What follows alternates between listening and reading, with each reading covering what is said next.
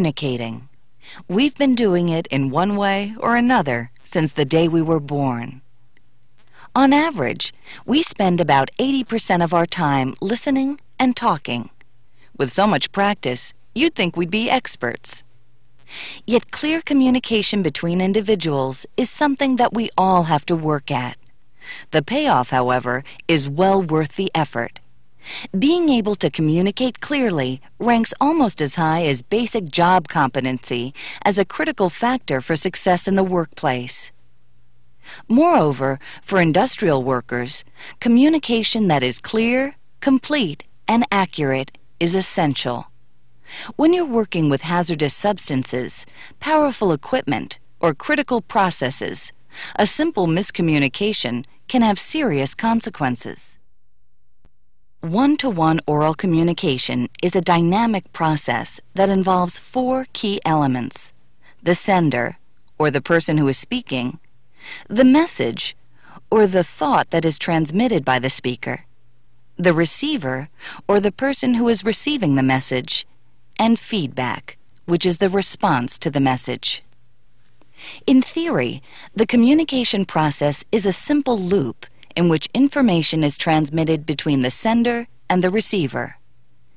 In practice, however, the communication process can be derailed by problems associated with any one of its 4 elements. Most commonly, communication is thrown off track by barriers that are associated with the way we listen. Many barriers to effective listening are internal. That is, they are personal attitudes or feelings that keep us from listening effectively. Personal filters are one major type of internal barrier to effective listening. In much the same way that different filters affect how a camera lens sees the world before it, we too view the world through filters. Although we may not be aware of it, these filters affect our perceptions and can keep us from listening effectively. Some of the filters that most strongly affect how we listen include our values, attitudes, interests, expectations, biases, assumptions, and personal experiences. Our emotions also strongly affect our ability to listen. It's not easy to listen to words or subjects that we find emotionally charged. When these hot buttons are pressed, our feelings may run so high that we can't rationally take in what's being said. In certain situations, our emotions can lead us to hear what we want or expect to hear, rather than what's actually said. I know we got to make up for the ground we lost last week when the line was down, but my people just can't handle any more overtime. They won't have to. I know what you're going to say. I know we got to make the delivery date, and I know the work has to get out. But my people have been overloaded for weeks, and it's just not safe to have them work in there. It's okay. I said your crew won't have to work more overtime. Third shift will be able to pick up the extra work on your line. Oh. Other barriers to effective listening are caused by external factors. Some examples are loud noises, an environment that's uncomfortably hot or cold, phone calls and other interruptions, and deadlines and time pressures. Your ability to listen can also be impaired if you are physically tired or ill, or if you're doing other things while you try to listen to someone.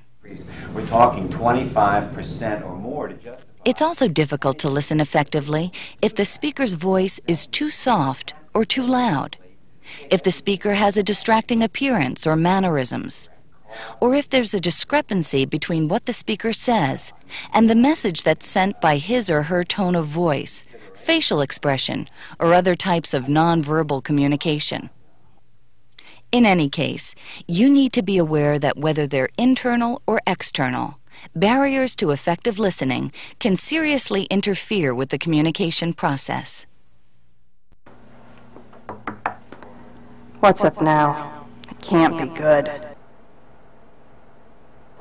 Hi, Chris. I need to go over these schedule changes.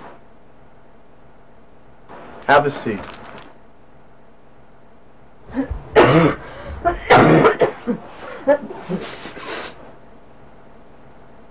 Are you okay?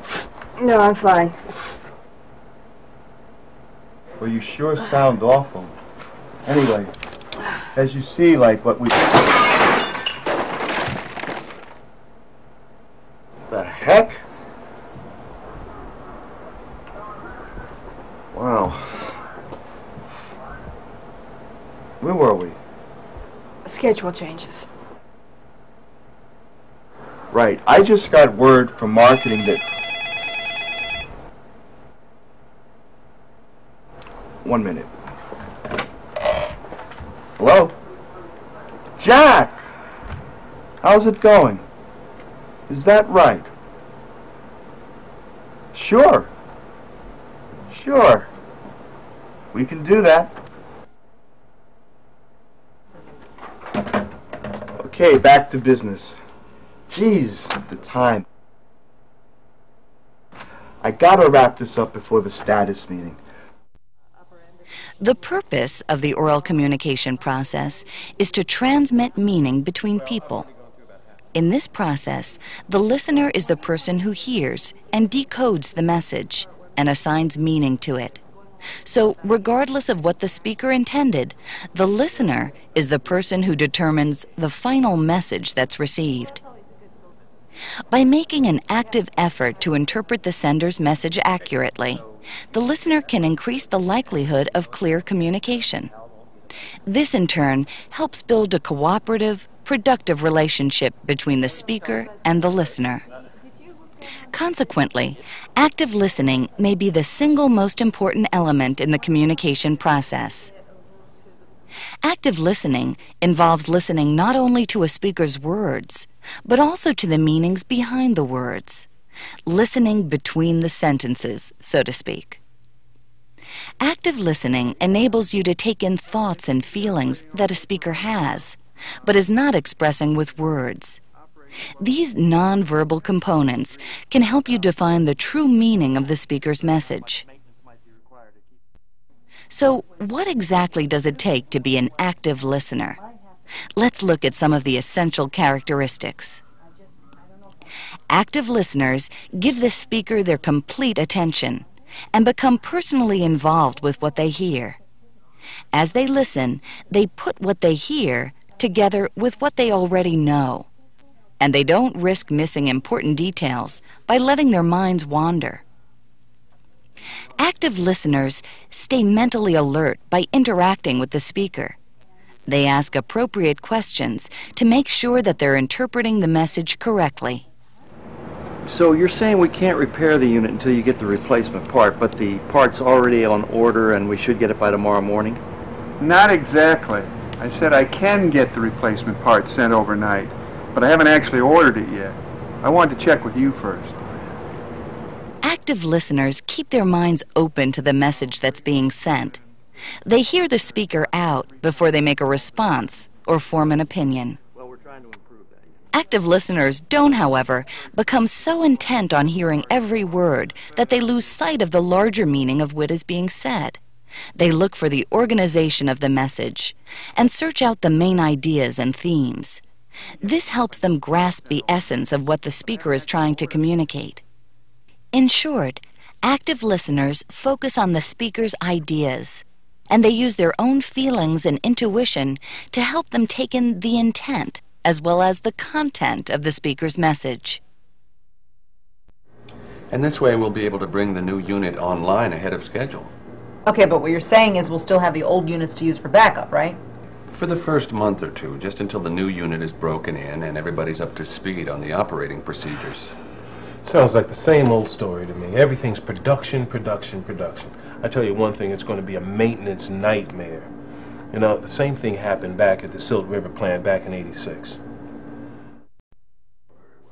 Because listening is such a critical part of the communication process, it pays to spend time improving your listening skills. There are a number of ways to do this. One important thing you can do is ask questions and find out what the speaker knows. Openly express your interest and be attentive. Problem was, and it was that old filtering system. Now we've switched over to the new filter elements. Oh, that's right. How's that working out? Well, pretty good. We've been sending samples over to the lab every day, and levels are back down where they should be. And, well, the final cut's testing right on spec. Well, that's great. Well, Focus on ideas. As you listen to someone, pick out the ideas that he or she is presenting. Try to picture in your mind the story or examples that you're hearing. Sort out facts and evidence from opinions and assumptions. And so then we switched over to the new filter elements. And we've been sending samples over to the lab every day, and the levels are back down where they should be. The final cut's been testing right on spec. Now, as far as your feedback, obviously, I Resist external distractions. Concentrate on the speaker's face and words, but ignore the speaker's mannerisms and personality if they are distracting.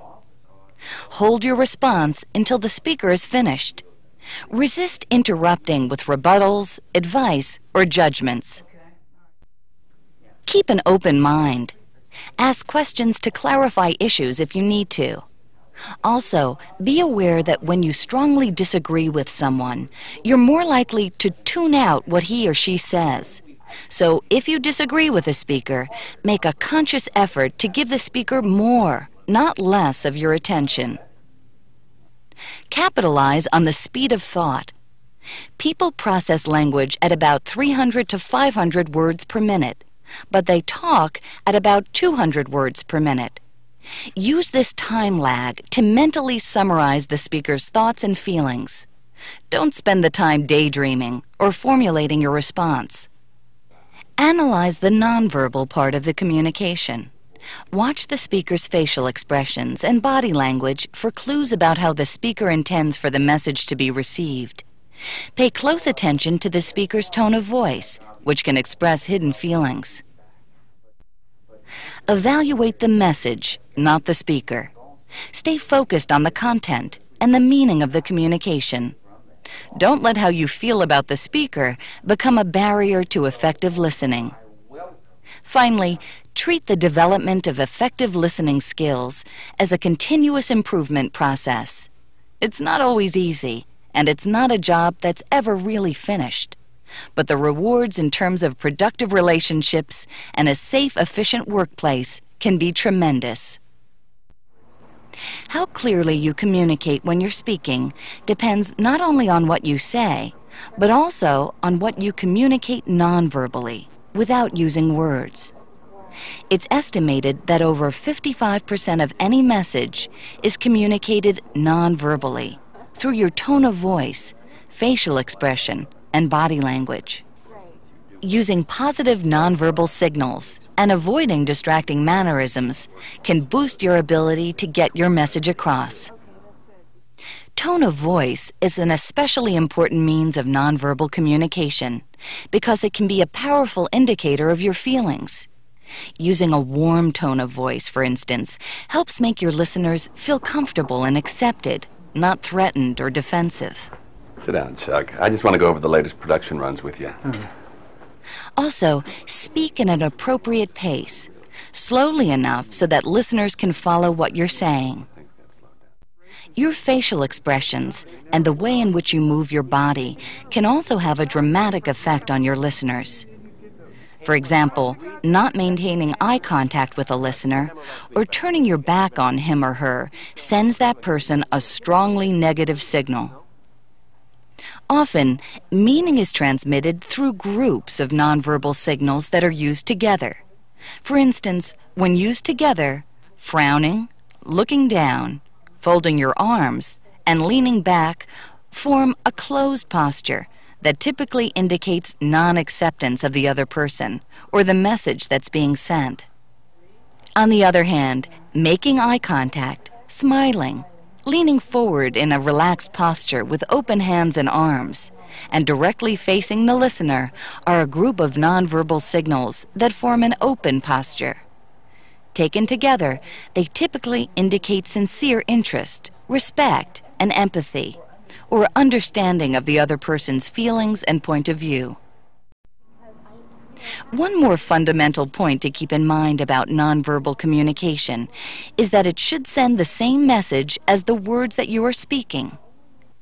When a person says one thing, but his or her tone of voice and body language communicate something quite different, people instinctively find it hard to trust that person because they sense that something about the individual is out of sync. And a lack of trust can kill any chance of effective communication. That sounds like a good idea. Certainly given it a lot of thought, and we're always looking for ways to reduce waste. Of course, I'd have to see some hard numbers on the time and cost involved. Get some hard data together, and we'll talk sometime next week. To get your message across clearly, make sure that what you say and what you do work together to convey the meaning that you want your listeners to receive. That sounds like a good idea. You've certainly done your homework. We're always looking for ways to reduce waste. Of course, I need some hard numbers on the time and cost involved. So why don't you pull your data together and we'll talk later this week. Okay. All right.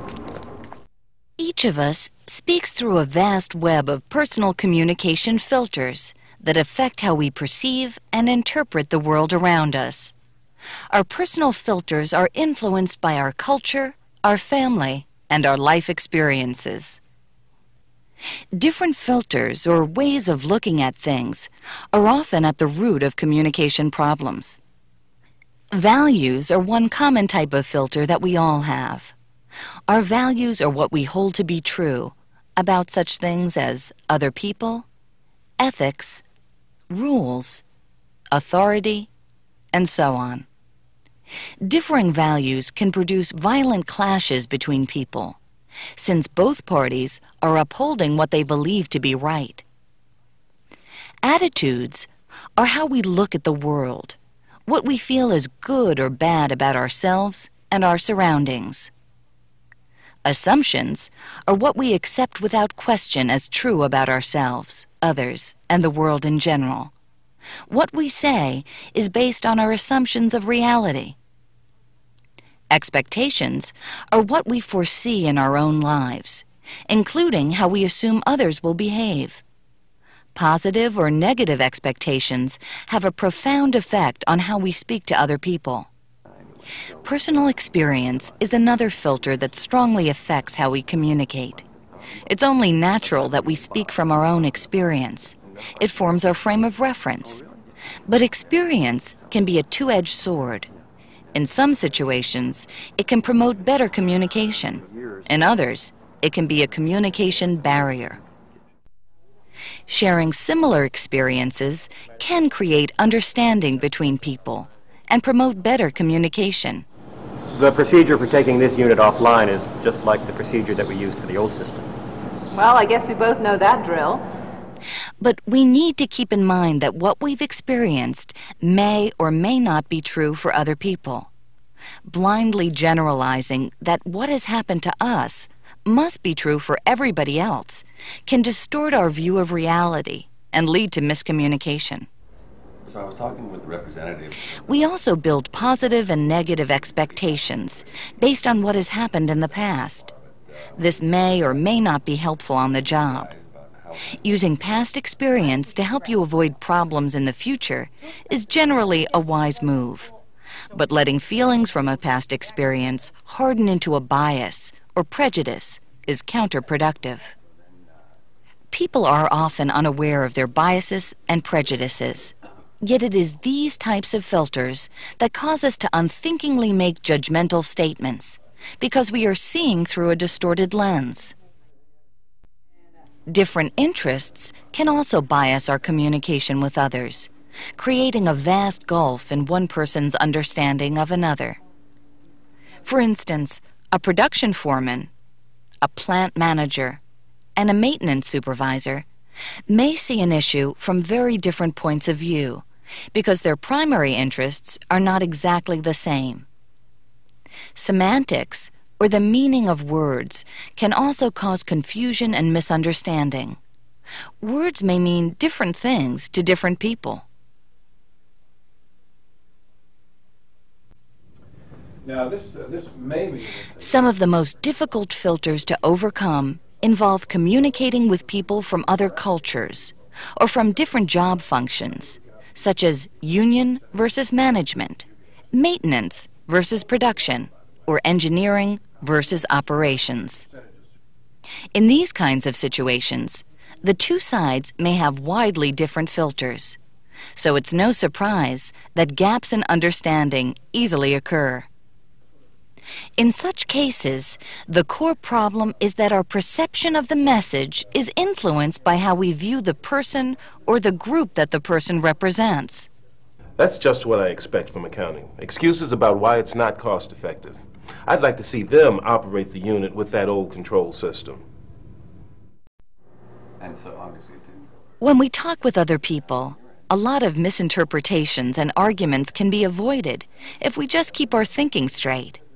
Focus on facts, evidence, and specifics, rather than opinions, assumptions, and generalizations. A biased generalization based on a single incident increases distortion and misinterpretation. I think we should scrap the co-op program. It's too expensive, and those kids from Laveau Tech School are so irresponsible. We had one last year, never could get in on time, was always leaving early. It was so much more trouble than it was worth. To reduce generalizations and subjectivity from your speech patterns, ask yourself, how much? How often? When? Where? Compared to what? As for opinions and assumptions, they have their place in interpersonal communication as long as they're acknowledged for what they are. Expressing your opinions can be a helpful form of self-disclosure that lets people know where you stand on specific issues. Stating exactly what your assumptions are can clear away the source of much confusion and conflict. But stating opinions or assumptions as facts tends to damage your credibility. Also, opinions stated as facts often lead to rebuttals. The conversation may then degenerate into an argument over who's right.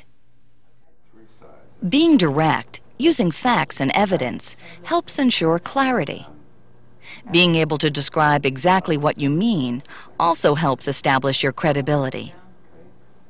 All right, well, the facts are that the intern who worked for Pat's crew last summer had a number of performance problems, whereas the two interns assigned to Bob's crew worked out fine. Now, as for the expense of the program, we need to get the current figures and analyze them to see where we really stand. But most of us here feel that we can make this co-op program a win-win situation, both for us and for the Votech students. So what I want to do here is divvy up the responsibility. To be a good communicator, you should be direct and use facts, not generalizations and assumptions, to make your point. But how do you recognize statements of fact? What are the earmarks of assumptions? Statements of fact can be made only after evidence is obtained. They only concern issues that the evidence can support. They include numbers that are realistic and specific. They have a high degree of certainty. And they involve things we can observe or prove. Statements of assumption, however, are often made without any evidence or supporting facts. They go beyond what the evidence can support. They are statements of probability rather than certainty. They generalize numbers beyond reality. And they add subjective information to what can actually be observed or proved. The acid test for successful communication is whether or not your message has been understood and accepted by the listener as you intended. In industrial situations, distorted communication can result in costly inefficiencies, off-spec products, damaged equipment, even injured personnel.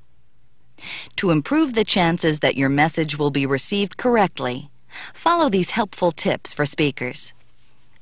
Know what you want to say. Before you begin to speak, think through what you want to communicate and what you want to accomplish. Ask yourself what your objective is: to teach, to explain, to persuade, or to simply answer a question. Know as much as possible about the people who are receiving your message. Find out how much background they have on the subject that you're talking about. Don't make assumptions about what they do or don't know. Ask questions to find out. Tailor your communication to build on what they already know and to fill in any gaps in their knowledge. Convey information in specific terms. Choose words that explain your message in such a way that listeners will get the same mental picture that you have. When you give instructions, be specific. Clearly state who, what, when, where, why, and how much. Give listeners familiar examples that they can relate to. This keeps listeners interested, clarifies difficult concepts, and makes it easier for listeners to retain what they hear. Avoid fuzzy terms that are open to interpretation. For instance, instead of saying at regular intervals, say every 3 hours, if that's what you want listeners to know. Secure understanding. Be alert for any nonverbal cues that indicate your listeners are confused or that they're resistant to what you're saying. Speak in terms that they'll be able to understand. Don't talk over their heads or talk down to them. Aid retention. Associate new ideas with ideas that are already familiar to listeners. Ask questions to make sure that listeners understand what you've said. Periodically summarize your main points. Finally, encourage feedback. Remember that communication is a dynamic process that involves give and take between the speaker and the listener. At best, poor communication on the job creates confusion and frustration. At worst, it can result in rework, waste, costly downtime, and possibly injured personnel. Just as control systems use feedback to keep equipment and processes operating smoothly, you can use feedback techniques such as asking questions, paraphrasing, and summarizing to keep the communication process on track. The ability to ask good questions for feedback is crucial for clear communication. Questions used in this way are called clarification questions. Clarification questions are open-ended. They generally can't be answered with a simple yes or no. They often begin with what or how. For instance, what effect do you think the revised operating procedures will have on plant efficiency? How would you go about finding the source of the problem? Listeners can use clarification questions as a feedback technique to help speakers communicate more effectively. Let's look at some examples. When a speaker uses words or phrases that we aren't familiar with, or when a speaker seems to have a different meaning for a word than we do, we may have the urge to pretend that we understand. But pretending to understand may only increase the confusion because it forces us to guess what the speaker really means. It's better simply to ask for an explanation. What exactly do you mean by margin? It's as if you could almost see McClellan. When a speaker gets off track, a well-timed question can quickly bring the person back to the subject. You said earlier that you wanted to go over how the revised regulation would affect our process unit. Would this be a good time to cover that? One of the most common communication problems is generalizing, not speaking in specifics. Again, a clarification question can usually remedy this problem. Okay, you're saying efficiency has improved, but we still have a ways to go. Can you explain specifically which areas have improved and which areas still need more work? Unfocused speakers are likely to express contradictory opinions or facts. This is often the case in emotional situations. When faced with a need to check the accuracy of conflicting information, you should be careful to confront the contradiction without blaming the other person. I thought a few minutes ago you said the entire system was down, and now I'm hearing you say that the pumps are just overheating. Is that right? Well, yeah, the pumps are... Another common communication problem involves personal feelings or opinions that someone is reluctant to share about an idea that's being discussed. To bring out resistance or check for negative feelings, ask a question that summarizes your understanding of the issue. Do you agree that the new valves give more precise control, but you're concerned that how much more maintenance might be required to keep them working properly? Is that correct? That's exactly correct. Asking clarification questions is a crucial aspect of good communication. If you don't ask the right questions, you may not get a completely clear message. Two other useful feedback techniques are paraphrasing and summarizing. Paraphrasing is restating or rephrasing the essence of the speaker's words and thoughts. It gives a condensed version of what the speaker said. The goal of paraphrasing is to feed back what has been said in such a way that it will lead to further discussion or insight on the topic. Here's an example. I told her 100 times to wear her respirator when she was working over there, but she always had some excuse not to. Said it was too hot wearing it. Said the straps hurt her neck. So even though you warned her repeatedly, she wouldn't wear her respirator because it was uncomfortable. Paraphrasing has a number of purposes. It encourages the speaker to provide more detail about the content of the message and clarify it if necessary. It lets the speaker know you have understood the message, and it helps the speaker focus on a specific situation, idea, or action. You can also ask a speaker to paraphrase a previous statement that he or she has made. This can help you confirm that you heard the speaker's original statement correctly. Just so that I'm getting this right, would you say that again for me in plain English? Summarizing is another effective feedback technique. It involves condensing the speaker's message by using a collection of several paraphrase responses.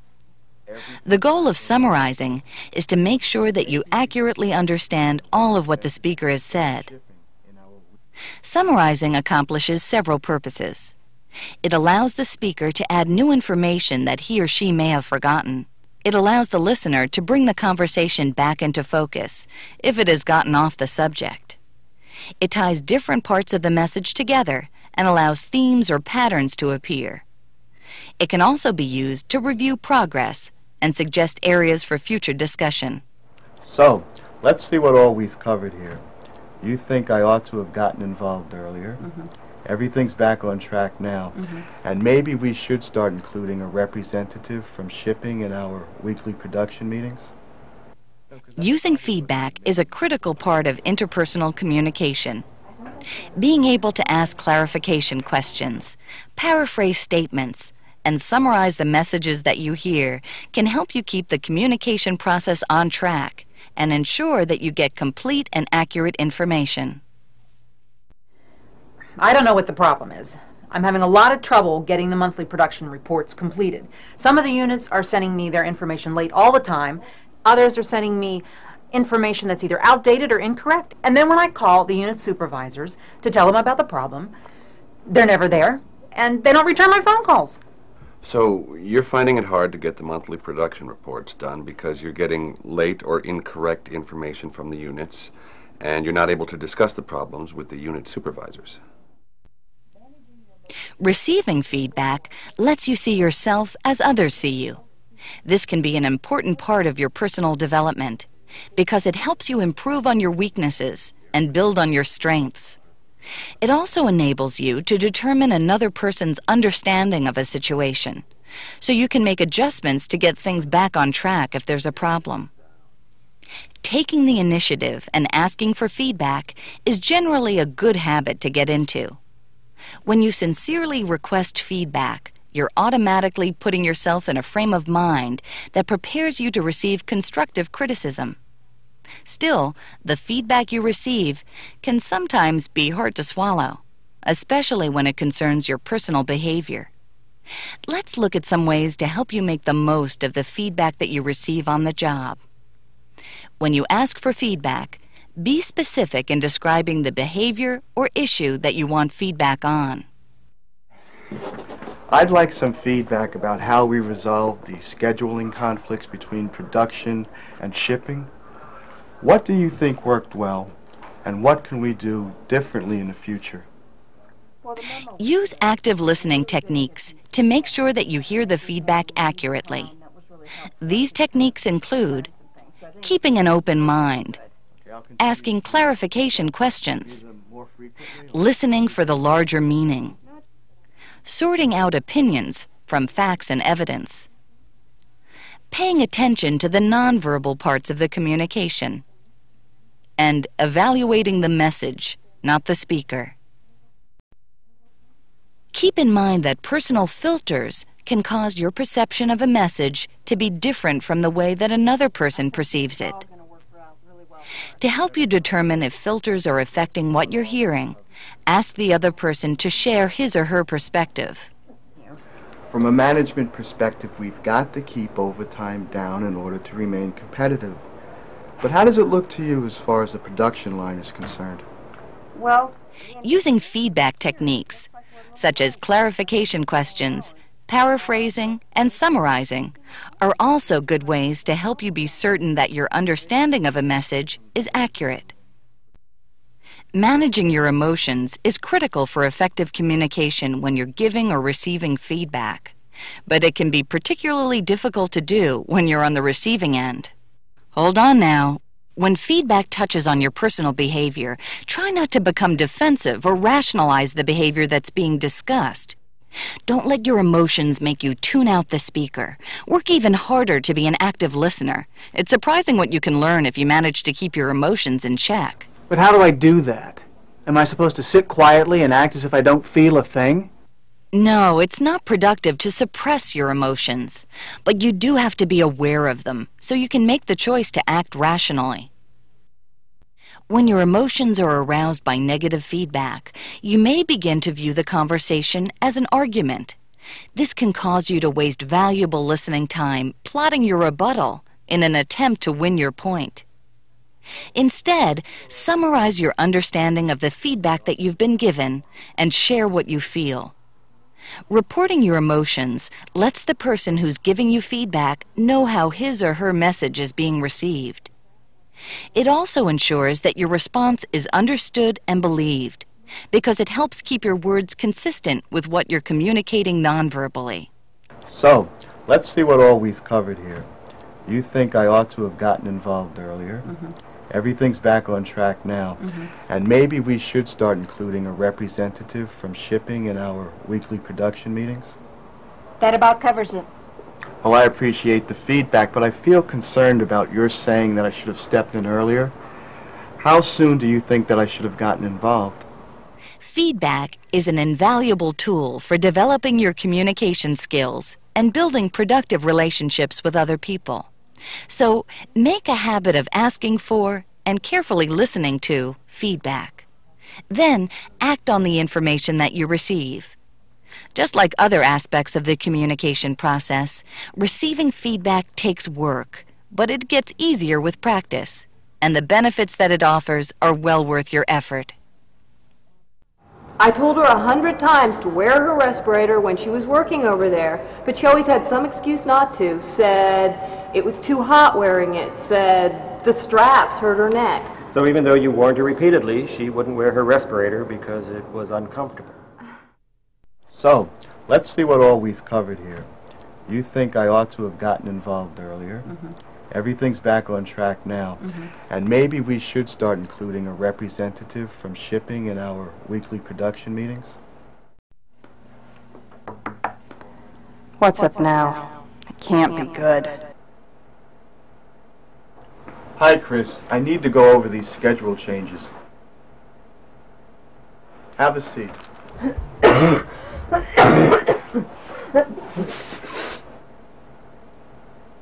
Are you okay? No, I'm fine. Well, you sure sound awful. Anyway, as you see, like what we... The heck? Wow. Where were we? Schedule changes. Right. I just got word from marketing that... 1 minute. Hello? Jack!